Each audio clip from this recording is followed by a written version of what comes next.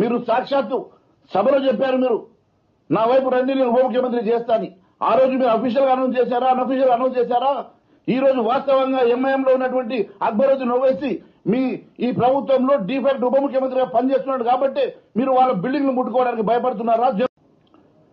ఈ రోజు వాళ్ళ బిల్డింగ్లు ముట్టడానికి మీకు చేతులు రావు, వాళ్ళ బిల్డింగ్లో వెళ్ళడానికి దమ్ము లేదు, ధైర్యం లేదు. ఈ రాష్ట్రంలో ఎక్కడ లేని విధంగా మీరు చేస్తున్నటువంటి ఈ హైడ్రాలో కేవలం హిందువులు నివసించేటువంటి ప్రాంతంలో చేస్తున్నటువంటి ఈ కూలకొట్టులు ఎందుకు ఓల్డ్ సిటీకి వెళ్ళడం లేదు? ఎందుకు ఓల్డ్ సిటీలో ఉన్నటువంటి ఎన్నో చెరువులు ఈరోజు కబ్జాకు గురైనటువంటి చెరువులలో ఉన్నటువంటి అక్రమ నిర్మాణాలు, ఇండ్లు, అక్కడ ఉన్నటువంటి ఫంక్షన్ హాళ్లు, అక్కడ ఉన్నటువంటి మరి కాలేజీలు కనబడతలేవా? ఓల్డ్ సిటీకి వెళ్లే దమ్ము ధైర్యం మీ ప్రభుత్వానికి లేదా? లేకుంటే పూర్తిగా ఓవైసీ కనుసైగల్లో ఈరోజు ఈ రాష్ట్ర ప్రభుత్వం నడుస్తున్నదని అనుమానాలు వస్తున్నాయి.